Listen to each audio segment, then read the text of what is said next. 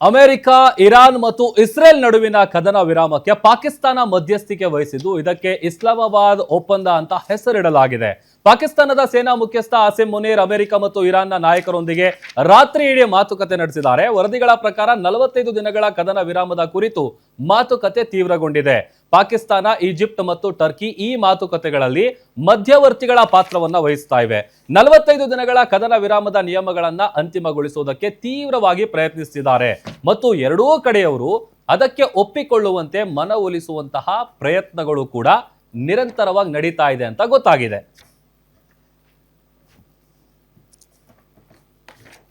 Madam, ಪಾಕಿಸ್ತಾನಕ್ಕೆ ಯಾಕೆ madam ಈ ವಿಚಾರದಲ್ಲಿ ಇಷ್ಟೊಂದು ಇಂಟ್ರೆಸ್ಟ್?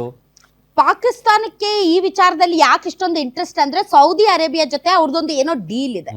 ಸೊ ಈಗ ಪಾಕಿಸ್ತಾನ ನಮ್ಮ ನೆರವಿಗೆ ಬಂದಿಲ್ಲ ಅಂತ ಅರಬ್ ರಾಷ್ಟ್ರಗಳಲ್ಲಿ ಒಂದು ಕೋಪ ಇದೆ ಮತ್ತು ಪಾಕಿಸ್ತಾನ ಇರಾನ್ ಜೊತೆಗೆ ಅತ್ಯಂತ ಹೆಚ್ಚು ಗಡಿಯನ್ನ ಶೇರ್ ಮಾಡ್ಕೊಂಡಿದೆ ಮತ್ತು ಪಾಕಿಸ್ತಾನ ಅಮೆರಿಕದ ಜೊತೆಗೆ ತುಂಬಾ ಒಳ್ಳೆ ಸಂಬಂಧ ಇದೆ. ನೋಡಿ, ಅಮೆರಿಕದ ಅಧ್ಯಕ್ಷ ಒಬ್ಬ ಪುಂಡ, ಅಮೆರಿಕದ ಅಧ್ಯಕ್ಷ ಒಬ್ಬ ತಲೆ ಕೆಟ್ಟವನು. ಸೊ ಅಮೆರಿಕದ ಅಧ್ಯಕ್ಷ ಸುಳ್ಳುಗಳ ಮೇಲೆ ಸುಳ್ಳು ಹೇಳ್ತಾ ಇರೋನು. ಸೊ ಅಮೆರಿಕದ ಅಧ್ಯಕ್ಷನಿಗೆ ಯಾರಾದ್ರೂ ಸಾಥ್ ಕೊಡಕ್ಕೆ ಇರುವಂತಹ ಒಬ್ಬ ಮನುಷ್ಯ ಅಂದ್ರೆ, ಒಂದು ದೇಶ ಅಂದ್ರೆ ಯಾರಾಗಿರ್ಬೋದು ಲೆಕ್ಕ ಹಾಕಿ ಇಡೀ ಪ್ರಪಂಚದಲ್ಲಿ? ಅಮೆರಿಕಾಗೆ ಪಾಕಿಸ್ತಾನ. ಒಂದು ಸುಳ್ಳನಿಗೆ ಸುಳ್ಳಾನೇ ಸಾಥ್ ಕೊಡ್ಬೇಕೆ ಹೊರತು ಇನ್ನು ಬೇರೆಯವ್ರು ಕೊಡಕ್ ಸಾಧ್ಯ ಇದೆಯಾ? ಬೇಲಿಗೋತಿಕೆತ ಸಾಕ್ಷಿ. ಬೇಲಿಗೋತಿಕೆತ ಸಾಕ್ಷಿ. ಟ್ರಂಪ್ ಅಂತಹ ಹುಚ್ಚನನ್ನ ಬ್ಯಾಕಪ್ ಮಾಡೋದಕ್ಕೆ ಒಂದು ಹುಚ್ಚು ದೇಶನೇ ಬೇಕಲ್ವಾ?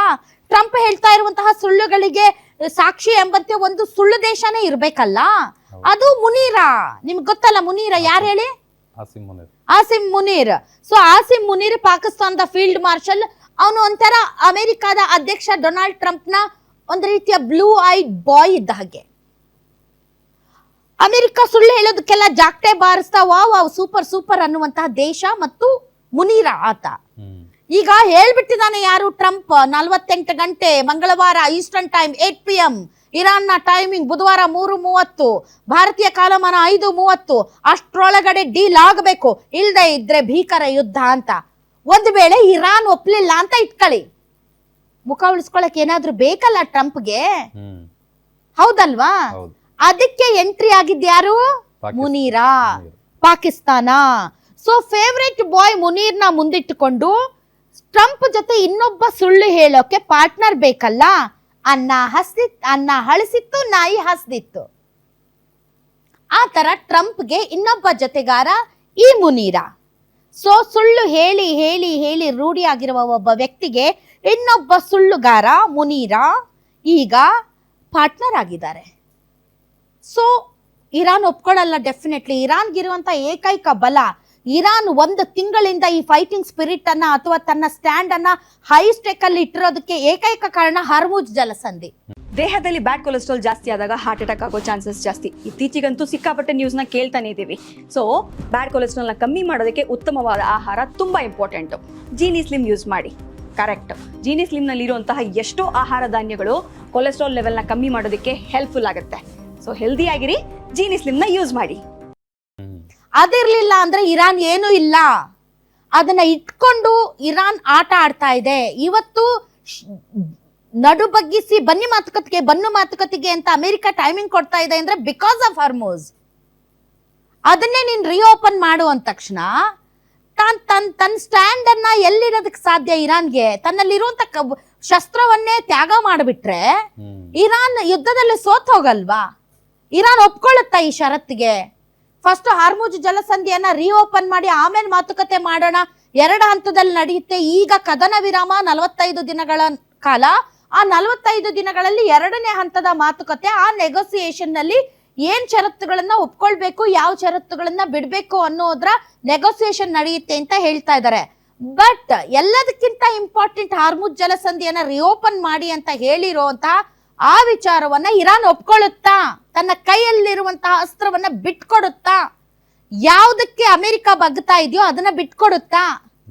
ಹಾಗಾದ್ರೆ ಮಾತುಕತೆ ಸಾಧ್ಯನಾ? ಹಾಗಾದ್ರೆ ಇದು ಶಾಂತಿಯ ಆಗೋದಕ್ಕೆ ಸಾಧ್ಯನಾ?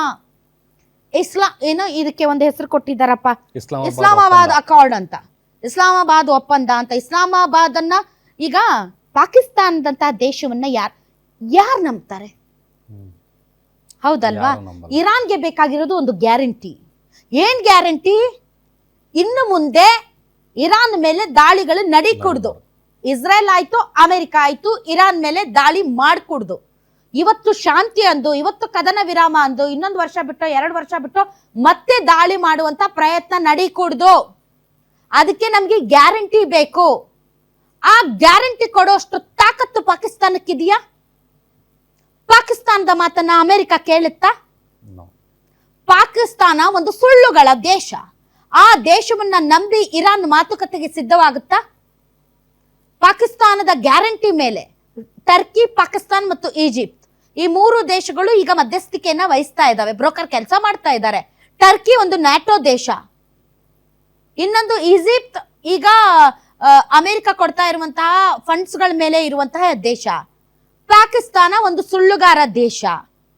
ಪಾಕಿಸ್ತಾನ ಬೆನ್ನಿಗೆ ಚೂರಿ ಹಾಕುವಂತಹ ಒಂದು ದೇಶ. ಸೊ ಅಂತಹ ದೇಶದ ಗ್ಯಾರಂಟಿಯ ಮೇಲೆ, ಅಂತ ದೇಶದ ಬಲದ ಮೇಲೆ ಇರಾನ್ ಒಪ್ಕೊಳ್ಳುತ್ತಾ? ಭಾರತದಂತಹ ದೇಶ ಏನಾದ್ರೂ ಮಧ್ಯಸ್ಥಿಕೆ ವಹಿಸಿದ್ದರೆ ಪರವಾಗಿಲ್ಲಪ್ಪ, ಭಾರತದ ಮೇಲಿನ ನಂಬಿಕೆಯಿಂದ ನಾವು ಒಪ್ಕೊಳ್ತೀವಿ ಅಂತ ಹೇಳಬಹುದು. ಪಾಕಿಸ್ತಾನದ ಬಲದ ಮೇಲೆ, ಪಾಕಿಸ್ತಾನದ ಮೇಲೆ ನಂಬಿಕೆ ಇಟ್ಟು ಇರಾನ್ ದೇಶ ಇದನ್ನ ಒಪ್ಕೊಳ್ಳುತ್ತಾ? ಮುಂದೆ ಯಾವುದೇ ರೀತಿಯಾದಂತಹ ಯುದ್ಧ ಆಗಲ್ಲ ಅಂತ? ಫಸ್ಟ್ ಆಫ್ ಆಲ್ ತಮ್ಮ ಕಚ್ಚನೆ ತಾವು ಸರಿಯಾಗಿ ನೆಟ್ಟಿಗೆ ಇಟ್ಕೊಳಕ್ ಆಗ್ತಾ ಇಲ್ಲ ಇವ್ರಿಗೆ. ಯಾಕಡೆಯಿಂದ ಗಾಳಿ ಬೀಸಿದ್ರು ಇವ್ರ ಲುಂಗಿ ಉದುರೋಗ್ತಾ ಇದೆ ಪಾಕಿಸ್ತಾನ ಅವ್ರದ್ದು. ಪಾಕಿಸ್ತಾನದಂತಹ ದೇಶದ ಗ್ಯಾರಂಟಿಯ ಮೇಲೆ ಅಮೆರಿಕ ಮತ್ತು ಇರಾನ್ ಈ ಷರತ್ತುಗಳನ್ನೆಲ್ಲ ಒಪ್ಕೊಂಡ್ಬಿಡ್ತಾವ? ಅಮೆರಿಕ ಕಳ್ಳಾಟ ಆಡಿದ್ರು ಆಡಬಹುದು, ಆದರೆ ಇರಾನ್ ಒಪ್ಕೊಳ್ಳುತ್ತಾ ಅಂತ? ಪಾಕಿಸ್ತಾನಕ್ಕೆ ನಿಜಕ್ಕೂ ಕೂಡ ಅಷ್ಟೊಂದು ಯೋಗ್ಯತೆ ಇದೆಯಾ? ಗ್ಯಾರಂಟಿ ಕೊಡುವಷ್ಟು ಯೋಗ್ಯತೆ ಇದೆಯಾ ಅದಕ್ಕೆ? ಹಾಗಾದ್ರೆ ಯಾವ ಬೇಸಸ್ ಮೇಲೆ, ಯಾವ ಗ್ಯಾರಂಟಿ ಮೇಲೆ, ಯಾವ ನಂಬಿಕೆಯ ಮೇಲೆ ಪಾಕಿಸ್ತಾನದ ಮಧ್ಯಸ್ಥಿಕೆಯನ್ನ ಇರಾನ್ ಒಪ್ಕೊಳ್ಳುತ್ತೆ? ಇರಾನ್ ತನ್ನ ಷರತ್ತಿನ ಮೇಲೆ ಮಾತುಕತೆ ನಡೆಸುತ್ತೆ ಹೊರತು ಯಾರದೇ ಮಧ್ಯಸ್ಥಿಕೆಯಲ್ಲಿ ಮಾತುಕತೆಯನ್ನ ನಡೆಸಲ್ಲ ಅಂತ ಇರಾನ್ ಹೇಳಿದೆ. ನಮ್ಮ ಷರತ್ತುಗಳನ್ನ ನೀವು ಒಪ್ಕೊಳ್ತೀರಾ? ನೀವೇನು ಮಧ್ಯಪ್ರಾಚ್ಯದಲ್ಲಿ ಈಗ ಇರಾನ್ ಮೇಲೆ ದಾಳಿ ಎಲ್ಲಿಂದ ನಡೀತಾ ಇದೆ? ಕುವೈತು, ಬಹರೇನು ಈ ಏರ್ ಬೇಸ್ ಗಳ ಮೂಲಕ ನಡೆಸ್ತಾ ಇದ್ದಾರೆ, ಹೌದಾ ಅವರು? ಸೊ ಫಸ್ಟ್ ಇಲ್ಲಿಂದ ನೀವು ಇವ್ಯಾಕ್ಯುಯೇಟ್ ಮಾಡಿ, ಫಸ್ಟ್ ಇಲ್ಲಿಂದ ನಿಮ್ಮ ಸೇನಾ ನೆಲೆಗಳನ್ನ ತಗೊಂಡು ನೀವು ಜಾಗ ಖಾಲಿ ಮಾಡಿ, ಅಂದ್ರೆ ನಾವು ಒಪ್ಕೊಳ್ತೀವಿ. ಇಲ್ಲಿ ಇದ್ಕೊಂಡು ನೀವು ಆಯ್ತು ಕದನ ವಿರಾಮ ಅಂದ್ರೆ ನಾವು ಒಪ್ಕೊಳ್ಳಲ್ಲ ಅಂತ ಇರಾನ್ ಸ್ಟ್ಯಾಂಡ್ ಕ್ಲಿಯರ್ ಇದೆ ಮೊದಲನೇ ದಿನದಿಂದಲೂ ಕೂಡ. ನಮ್ಗೆ ಇಲ್ಲಿಯವರೆಗೆ ಏನೇನು ಯುದ್ಧದಲ್ಲಿ ಆಗಿರುವಂತ ನಷ್ಟ ಇದೆ ಅದನ್ನ ನೀವು ಬರ್ಸ್ಕೊಡ್ತೀರಾ ಅಂತ. ಅದಕ್ಕೆ ಅಮೆರಿಕ ಒಪ್ಕೊಳ್ಳುತ್ತಾ? ಬಟ್ ಡೆಫಿನೆಟ್ಲಿ ರಾಯ್ಟರ್ಸ್ ಪ್ರಕಾರ, ಒಂದು ನಂಬಿಗಸ್ತ ಒಂದು ಏಜೆನ್ಸಿ, ಸುದ್ದಿ ಏಜೆನ್ಸಿ, ಅದರ ಪ್ರಕಾರ ಮಾತುಕತೆ ನಡೀತಾ ಇದೆ. ಅಮೆರಿಕ ಮತ್ತು ಇರಾನ್ ನಡುವೆ ಒಂದು ಮಾತುಕತೆ ನಡೀತಾ ಇದೆ, ಆದರೆ ಅದು ಮೆಸೆಂಜರ್ ಅಲ್ಲಿ ನಡೀತಾ ಇದೆ.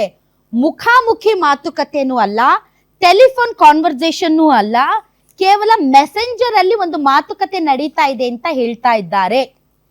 ಅದು ಕೂಡ ಎಷ್ಟರ ಮಟ್ಟಿಗೆ ಸತ್ಯ, ಎಷ್ಟರ ಮಟ್ಟಿಗೆ ಸುಳ್ಳು ಅನ್ನೋದ್ರ ಬಗ್ಗೆ ಇನ್ನೂ ಕೂಡ ಮಾಹಿತಿಗಳು ಬರಬೇಕಾಗಿದೆ. ಅಮೆರಿಕಾದಿಂದ ಸ್ಟೀವ್ ವಿಟ್ಕಾಫ್ ಮತ್ತು ಇರಾನ್ನಿಂದ ಅರಾಕ್ಚಿ ನಡುವೆ ಮೆಸೆಂಜರ್ ಅಲ್ಲಿ ಮಾತುಕತೆ ನಡೀತಾ ಇದೆ ಅಂತ ಹೇಳ್ತಿದ್ದಾರೆ. ಬಟ್ ಇನ್ನೂವರೆಗೆ ಕನ್ಫರ್ಮೇಶನ್ ಇಲ್ಲ. ಷರತ್ತುಗಳನ್ನ ಒಪ್ಪಿಕೊಳ್ಳದ ಹೊರತು ಈ ಕದನ ವಿರಾಮ ಸಾಧ್ಯ ಇಲ್ಲ. ಒಂದು ಕಡೆ ಮಾತುಕತೆ ಅಂತ ಹೇಳ್ತಾ ಇನ್ನೊಂದು ಕಡೆ ಭೀಕರವಾದಂತಹ ದಾಳಿಗಳನ್ನ ಅಮೆರಿಕ ಮಾಡ್ತಾ ಇದೆ. ಒಂದು ಸೋಷಿಯಲ್ ಮೀಡಿಯಾ ಇಡೀ ಪ್ರಪಂಚದ ಬೆರಳ ತುದಿಯಲ್ಲಿ ಇರುವಂತಹ ಟೆಕ್ನಾಲಜಿಯಲ್ಲಿ ನೀವು ನಿಮ್ಮನ್ನ ಸರ್ವನಾಶ ಮಾಡ್ತೀವಿ, ಶಿಲಾಯುಗಕ್ಕೆ ಕರ್ಕೊಂಡು ಹೋಗ್ತೀವಿ ಅನ್ನೋದು ಒಂದು ಯುದ್ಧಾಪರಾಧ ಅಲ್ವಾ? ಹೌದಲ್ವಾ?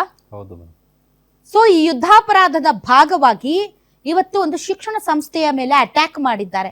ಈ ಅಟ್ಯಾಕ್ ಆದ್ಮೇಲೂ ಕೂಡ ಇರಾನ್ ಮಾತುಕತೆಗೆ ಸಿದ್ಧವಾಗುತ್ತಾ? ಶಾಂತಿ ನೆಲೆಸುತ್ತಾ?